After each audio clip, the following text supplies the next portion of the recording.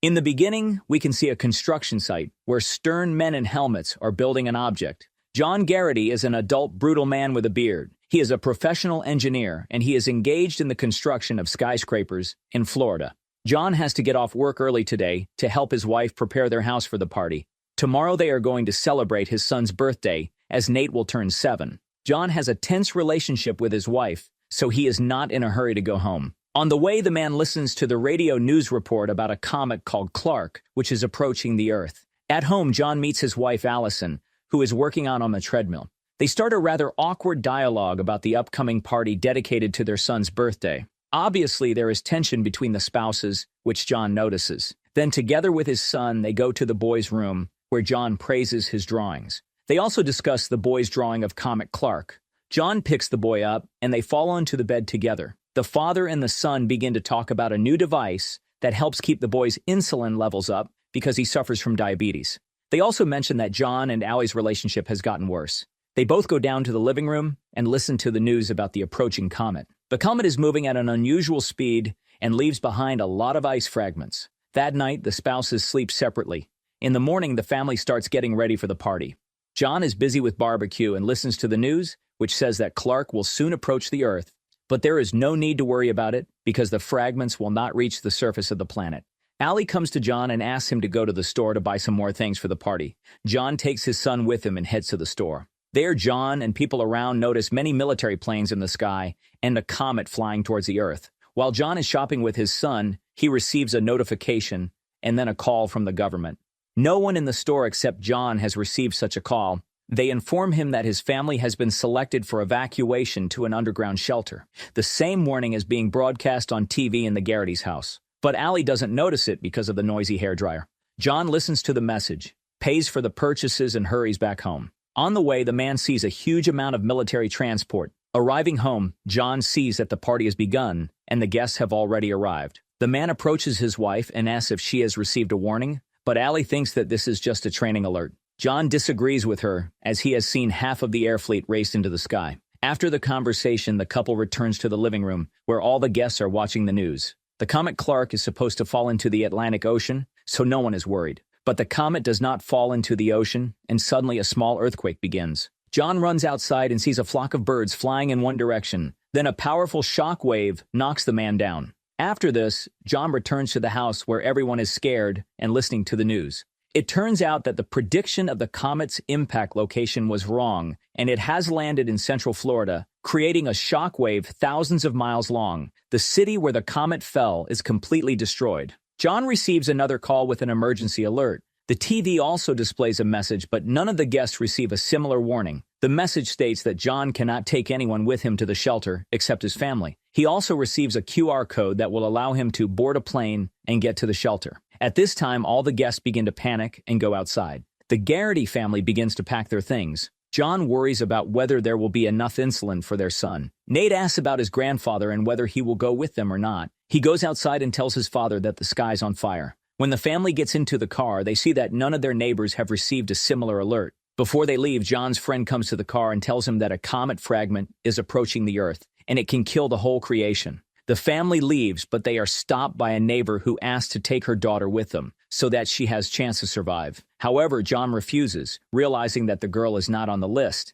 and as a result, she will have to stay alone at the border. On the way, John and his family see people emptying stores. They still don't understand why they have been chosen. The Garrity gets stuck in a traffic jam, and John decides to go around the back. On the way, the family continues to listen to the news, broadcasting reports that the fall of the comet will cause much more harm than expected, and humanity may be at risk of extinction. Arriving to the airport, John sees many people striking at the entrance, since they are not on the list, but the Garrity manage to go inside, where they are given special bracelets confirming their identity, as well as a bag where they must put all the most necessary things. Putting her things in the bag, Allie does not find insulin for her son and realizes that most likely it was left in the car. John asks how much time is left before the departure and goes back to the car for the medicine. He has absolutely no time, but he is still trying to make his way through the crowd striking at the entrance. Therefore, he is late. There is no network, and the place is too big, so he can't find his family. Allie runs up to the soldier and tells him that her husband has gone to the car to pick up medicine for their diabetic son, and the soldier takes the girl to the manager, who says that people with chronic diseases are not allowed on board. Allie tries to convince the officer to let them in. She mentions the officer's family, but the woman says that her family is not on the list. Allie fails to convince the military to let them board. Due to the lack of network, Allie leaves the makeshift airport, goes to the car, and leaves a note for John there. She says that they are planning to go to her father. Meanwhile, John has already managed to take a first aid kit with insulin and hurries back, hoping that his family is already on board. The man boards the plane, and another passenger notices the first aid kit in John's hands. He is very angry because his nephew with the same diagnosis is not allowed to fly. Then John realizes that his wife and son are not there and asks to exit the plane. Suddenly, a shootout begins at the airbase. There is a fuel leak in their plane, so the man asks everyone to leave it immediately. As a result, the plane explodes.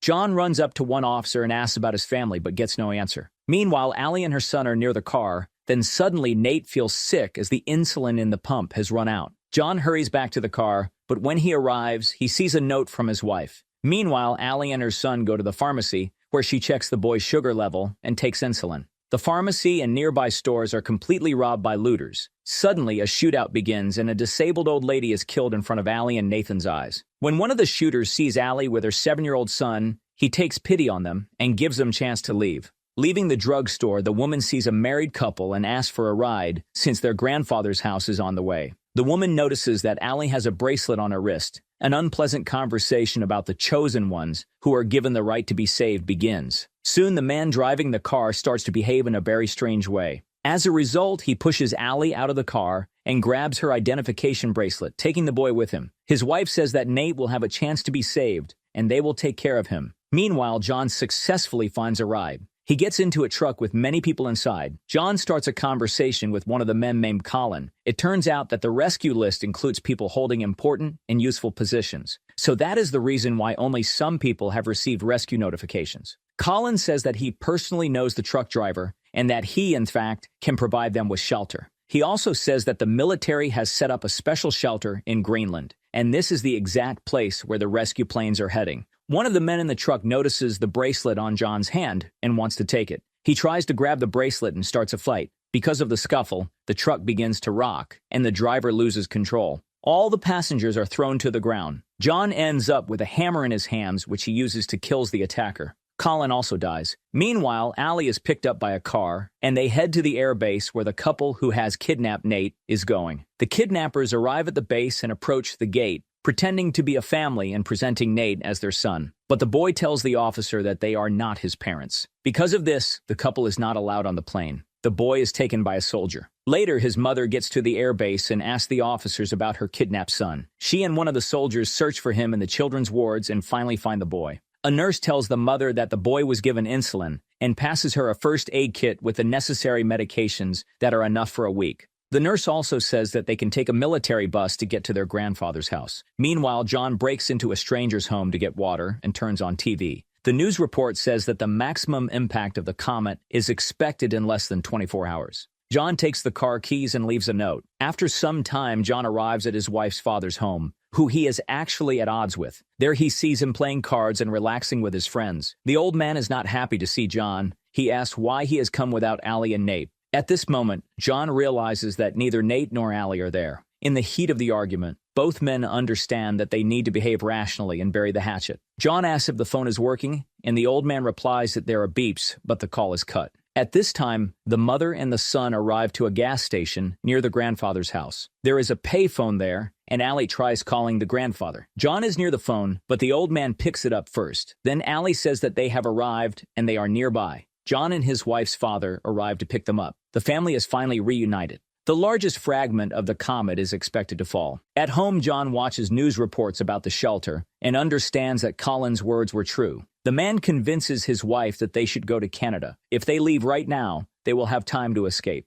John says that if they get to the place where the private planes depart to Greenland, they will be able to avoid the disaster. So the whole family starts packing for the trip. Unfortunately, Grandpa refuses to go with them. He says that his beloved woman died in this house, and he simply has to stay here. Besides, there is a stable near the house, and he cannot leave the animals to certain death alone. While packing, Grandpa and John have a conversation, and John talks about his past mistakes. He cheated on Allie, but regrets what he did. He says that now it is his duty to save his family, and without Allie, he is no one. Suddenly, an earthquake begins, which forces them to immediately set off. Before leaving, Allie's grandfather gives him his guns and a pickup truck. On the road, John and his family stop as they see that all the cars in front of them are parked on the road. Suddenly, a shatter of comet debris begins. One after another, they destroy all the cars and shoot down the helicopter.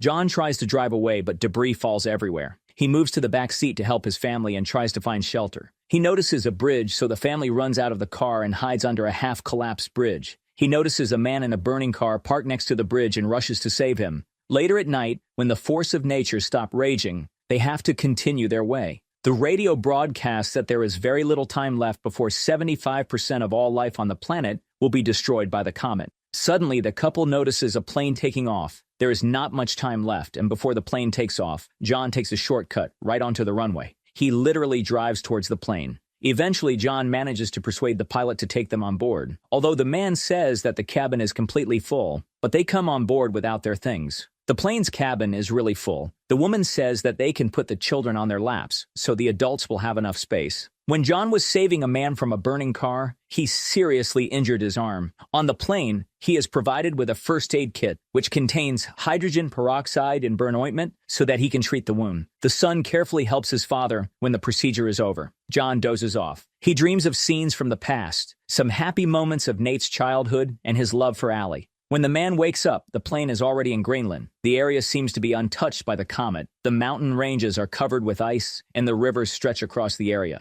Suddenly, a huge fragment of the comet falls into water, which causes a shock wave that knocks down the plane. Both engines are damaged, but the pilot still tries to keep the plane in the air. The pilot manages to land carefully, despite the fact that he sacrifices his life for the passengers. John tries to free the pilots from the cockpit, but fails. John notices a military plane landing a kilometer away from them and says that there must be a shelter there. All the passengers head towards the scene plane. Eventually, they find a military car where officers notice them and take them to the entrance. People go inside and the deadly comet begins to fall to the ground. When John and his family find themselves in the shelter, they cuddle each other. Nate says that now nothing is flashing. As before, on the way to the base, he told his life flashed before his eyes. John calms his son and says that they have nothing to be scared of, that they are safe now and they are all together.